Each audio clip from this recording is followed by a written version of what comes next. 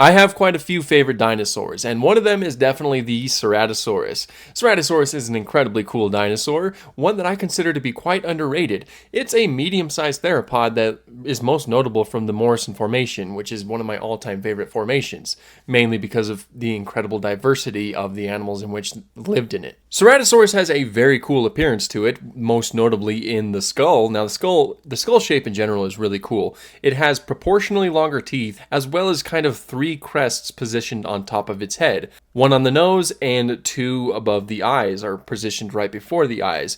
For sake of brevity in this video, I'll be referring to the ones on the lacrimal. I'll be referring to those as crests, whereas the one on the nose I will be referring to as a horn. That way, it's kind of simple with how we're talking about everything. Another really cool thing about Ceratosaurus is that it actually has osteoderms. Now, osteoderms are applied to so many dinosaurs in media today, but very few of them that have osteoderms in media did not have osteoderms in life, except for Ceratosaurus. It did have them. It kind of went down the center of its back from the base of its skull all the way down to the tail. All in all, just a very cool dinosaur, and I'm very excited to see all of the very many different interpretations of this animal throughout the media. Now, like I mentioned, I think that Ceratosaurus is pretty underrated, and that's because for the most part in the Morrison Formation there were other large theropods like Torvosaurus, possibly Saurophaganax, and Allosaurus that often take the spotlight. So I kind of assumed that Ceratosaurus didn't show up too frequently, but after looking at its various media appearances, I found that that's kind of not the case. Granted, most of them show up earlier, but still. But now that we're done with overall introductions, let's go ahead and look at these interpretations. Now, we'll start off all the way at the beginning with Brute Force. This is a short film that was released in 1914. This one is incredibly notable because it is potentially the first ever live action appearance of a dinosaur. That dinosaur, of course, being Ceratosaurus. It is most certainly a product for its time, and it's very cool to see it. I think that for the most part, it's kind of like an old style animatronic, not really an animatronic, but likely kind of like a levee system used to create something like this. It has the kind of kangaroo pose. It does have the osteoderms, of course, and the nose horn. As I said, it's incredibly notable, and it probably started off this whole live-action dinosaur craze and led to things like Jurassic Park, so it is incredibly notable. Next up, we have Unknown Island, released in 1948. This is, of course, a film that was released, once again, a product for its time, and it does appear that the Ceratosaurus in this was a costume, of course, so it does have a lot of the proportions of humans, such as the upright stance, even though I think that was, for the most part, the accepted idea back then. But it also does have osteoderms. And something that's notable is that it has a little bit more of defined eye ridges. Something like this I feel like was a little bit more common with old paleo depictions. Very cool to see it right here, and it kind of feels like a little gravitation towards the eventual lacrimal crests that we see on Ceratosaurus later. After that, we have something that I was very excited to learn about, that being The Animal World, released in 1956. Now, this was a documentary. This was a documentary that focused on a lot of basically just creatures living their lives, and that included dinosaurs. But it also included live action footage of modern day animals. The Ceratosaurus present here was stop motion animation, which I absolutely love to see. It was done by Ray Harryhausen, who was basically a titan in the stop motion industry, and so of course you can expect that this animation will be fluid and just look incredible, and of course it does. Once again, it does seem to be a product of its time with the kangaroo stance, the dragging of its tail. It does have, of course, the osteoderms, and a nose horn that seems to be longer than the previous ones that we have seen. We also see it kind of fighting over a kill with another Ceratosaurus. It's very cool stuff. Like, this is seriously really cool. Something I learned while learning about this little film is that Ray Harryhausen actually had a censorship issue when he was creating his little segments. They feared that the dinosaur fights were a bit too gruesome for the documentary, and he thought that was strange because the documentary itself had animal fights in modern day with live action footage. That's just a little fun fact that I wanted to throw in there. After that, we have 1 Million Years BC, released in 1966. Once again, this is more stop motion animation done by Ray Harryhausen, so once again, it looks absolutely incredible. The Ceratosaurus in question does have a smaller nose horn and bumpier skin overall. Again, another product of its time. You know, if we had a nickel for every time I've said that, we would all be rich or something. But notably, it does fight a Triceratops. Now, something that of course we know now was not possible. There was too many millions of years in between the two of them, but it's still very, very fun to see. Just the animation is incredibly fluid and it's very fun to watch it. And now with our first completely animated project, we have the Dinosaurs, the nature of the beast. This was a little PBS TV documentary series, I think, that detailed kind of dinosaurs' lives, and we see a Ceratosaurus. Now it is a bit shrink wrap, but this is very close to our modern idea of Ceratosaurus. It has the lacrimal crests, it has the nose horn. It looks very, very cool in general, and I really like the coloration that was used. We see it fight a Stegosaurus. Anyway. And then we make a pretty decent jump up to 2001 with Jurassic Park 3. And I'll actually talk about most of the Jurassic interpretations with this little segment right here. Jurassic Park 3, it basically made a little bit of a cameo, but its design definitely, I think, stuck in the minds of a lot of people, who I think many of which requested for its return for a while now. I really like the red coloration and the kind of black stripes that it possesses. I've heard before that this was kind of a remodeled T-Rex model, essentially, and that's why it kind of has a thicker, more robust appearance, whereas Ceratosaurus had a thinner skull in general. I don't know if there's any truth to that, but I've heard it on 2 separate occasions, so I figured it might be worth mentioning. But they definitely portray the horn as a lot more horn-like, basically. I don't think I mentioned this before, but these crests that Ceratosaurus has on its skull are likely display structures, so there's a possibility that they could have been brightly colored in life. So that's something that I will be mentioning quite a bit. Most of the interpretations we've seen so far does portray the nose horn as a horn, and they often do lack the crests that were positioned right before the eyes. But along with that, in Jurassic Park Operation Genesis, we also see the Ceratosaurus, and with it being a game that was building off of the movies, they obviously went that same route with the Ceratosaurus, though it does seem a little bit thinner, although I do think that is primarily a product of the graphics that were used, but it does have the same general spirit that the movie had. It also had an appearance in Camp Cretaceous, where we see both red ones as well as gray ones. I'm not too sure if this was confirmed, but it would be cool if the gray ones were females and the red ones were males, kind of show a little bit of sexual dimorphism between these two two animals, basically. It was kind of bullied in that show, note the Scorpius Rex. However, I do think that the one that was in Jurassic Park 3 did make an appearance in a later season, so that's very cool. And then finally, in Jurassic World Evolution, this is my favorite version of the Jurassic Ceratosaurus, and that's mainly because it looks like they tweaked the design a little bit. They gave it a thinner skull and thinner build in general, so I just think that it's a lot cooler to look at. Also, you get to spend a little bit more time with it than you did in, say, the movie. I also like a lot of the colors that you can give it in Jurassic World Evolution. I love putting it in my parks. Now, moving on, we are on to When Dinosaurs Roamed America. They have a very good Ceratosaurus design here. It matches up pretty decent to the way that we see it today, with a few minor things being the shrink wrapping present in the skull, as well as sometimes they hold their wrists correctly and sometimes they do not. Sometimes they break their wrists. But the crests and the nose horn look really good. They're positioned correctly. The overall build of the animal looks fantastic.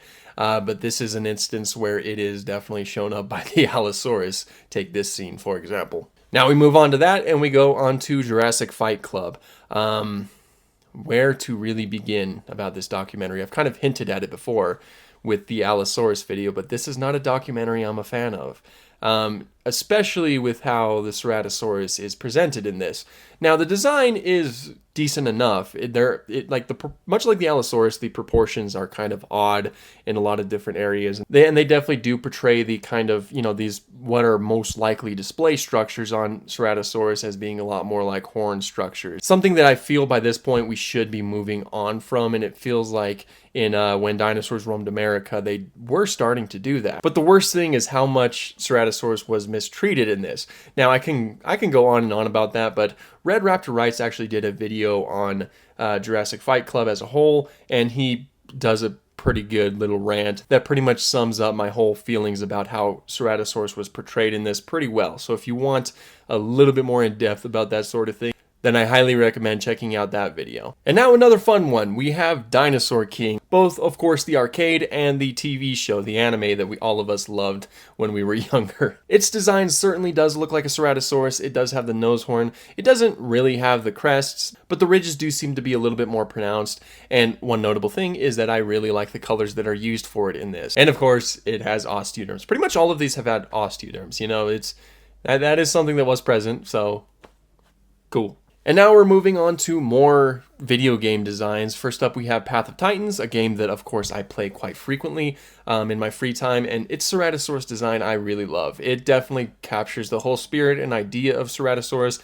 It does seem a little bit thin, but it has everything else that's correct, such as the osteoderms, the crests, and like all three of the crests, of course, again, if I say horn, I'm simply referring to the one that's on its nose.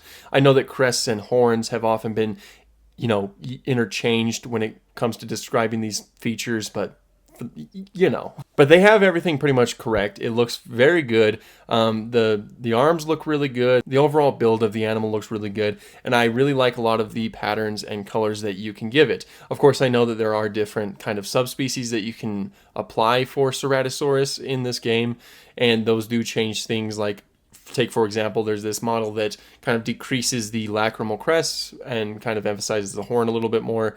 But all in all, I think that these designs are very solid across the board. And then after that, we have the Isle, another design that looks fantastic both in Legacy and in Arima. The Isle has fantastic designs across the board, and with the animations and the overall kind of decently thick build, especially in the throat with the Ceratosaurus, I think that they really nailed it with this one, just like how they do with most of the other designs. And now zipping on by to Jurassic Park Builder, a game that I still very much miss.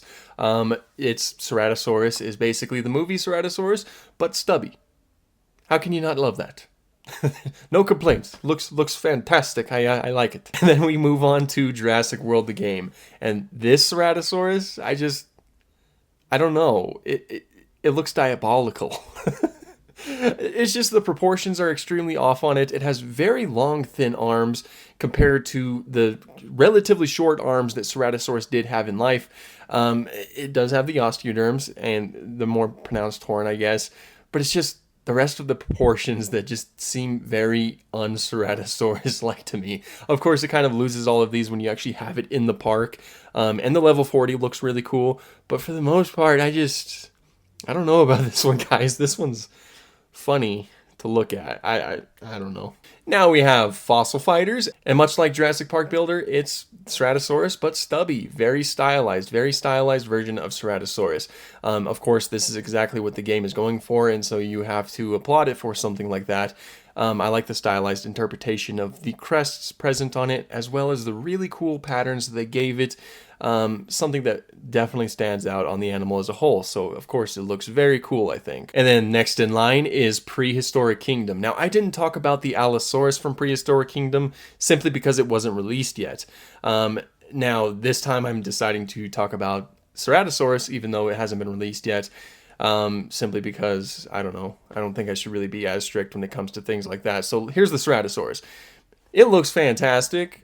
I really like the thicker throat, and I like some of the color variations that like kind of give it brighter colors.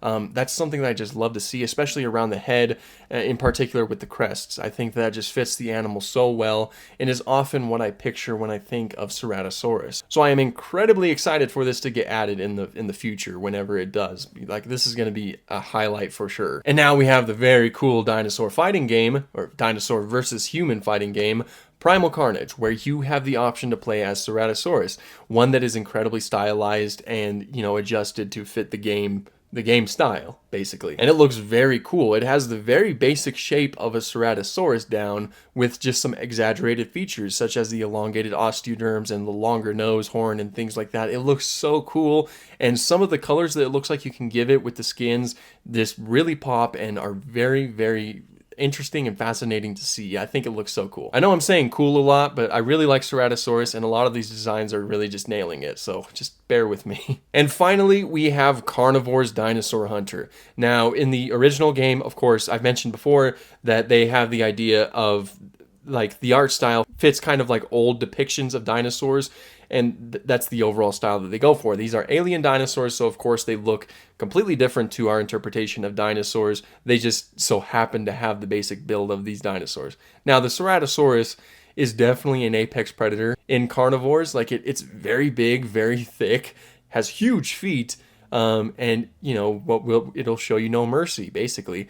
I think it's one of the most iconic designs in the game, and I really like seeing it. But on top of that, in Carnivores Reborn, which is kind of like a little bit of a progression remaster type thing, with these like with kind of upgraded graphics and things like that. They do have Ceratosaurus in that too. It's also huge in that, from what I can tell, but it's a little bit more updated to our understanding, with a few variations here and there, such as the longer, thin arms and kind of more of an upright stance. But all in all, it really does fit the style that game goes for. Carnivores does have really cool designs across the board, I think. But that is Ceratosaurus, once again one of my favorite dinosaurs.